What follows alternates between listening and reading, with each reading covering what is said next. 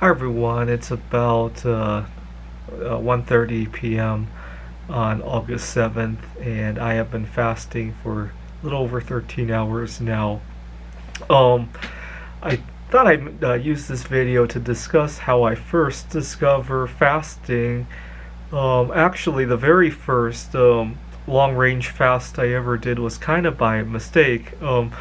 I had severe eczema when I was 19 years old, and it had gotten so bad that I had spent, uh, believe it or not, over 12 hours in the bathtub. I spent a lot of time applying all sorts of medications, and I just wasn't eating a lot.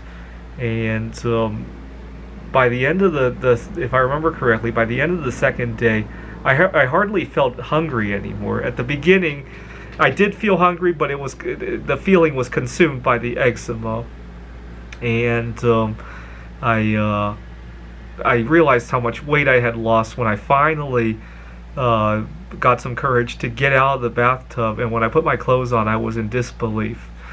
And the other feeling I noticed was that I even though I had eczema, so I can't really say that but I kind of felt free because when you think about it, even though most people will claim that they love to eat, most people will claim that eating brings them a lot of pleasure. If you think about all the activities that have to surround eating, right? You have to think about what to eat. You have to cook. You have to eat, and then you have to clean up. And if you live with housemates, of the interactions between yourself and them, or maybe at the office, the interactions with people, or if you go to a restaurant, and if you're like me and you have various dietary restrictions, if you have religious restrictions, you got to ask questions. You have to interact with people. You have to drive to the restaurant, and if you're in 2020, you got to put on a mask. You got to worry about social distancing. A lot of things have to surround the 5 minutes of pleasure that you get. Lately, when I've been fasting, it's only when I'm fasting that I realize how much has to be sacrificed just to get that 5 or 10 minutes of pleasure.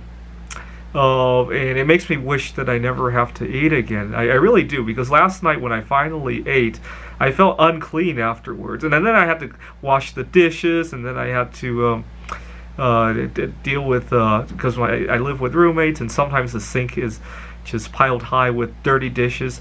The one thing I hate about dirty dishes is that, especially in 2020, right? Nobody wants to touch other people's dirty dishes. So when some people leave dishes in the sink, other people pile them up, and then it just becomes an impossible loop to break out of, right? Even before COVID-19, I didn't like to touch other people's dishes because of allergies. Most people don't like to touch other people's dishes, right? COVID-19 has only made this problem worse, right?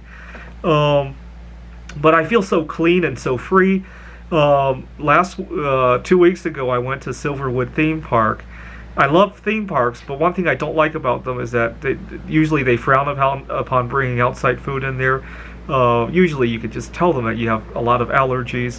Most people will just wave you, but it's still a barrier, right? I hate having to lie just to be able to sneak food into the theme park, and it really does put a dampen on my vacation, right? But 2 weeks ago when I went there and I didn't have to pull this stunt anymore because I was just doing a fast, I felt so free and so honest, and I could finally mingle with others.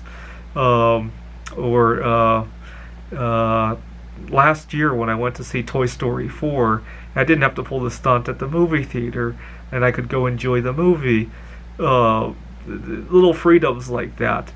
Even when I'm home alone, like right now during the partial quarantine, not having to worry about dealing with the kitchen sink and cooking, and having to go shop for food, and going into the war zone of the grocery store. It's very liberating. I only wish I could do this forever. I want to stretch it out to eating once every 2 days.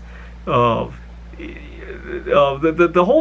whole complex of eating, right? The cooking, the shopping, the washing, all that just to be able to enjoy less than 20 minutes of pleasure. It doesn't seem to be so worthwhile anymore when I do the calculus, right?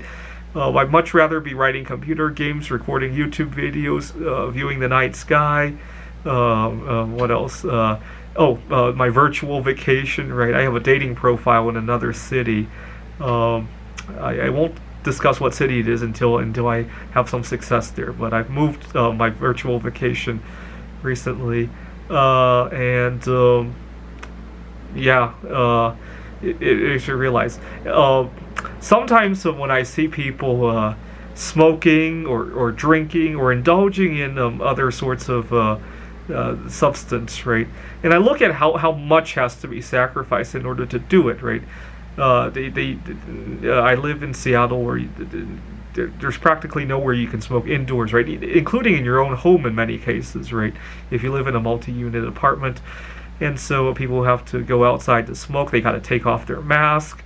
They got to risk getting COVID-19. They have to, sometimes people frown upon, especially depending on where you work, people frown upon you having smoke on your clothes, and then they got to change their clothes.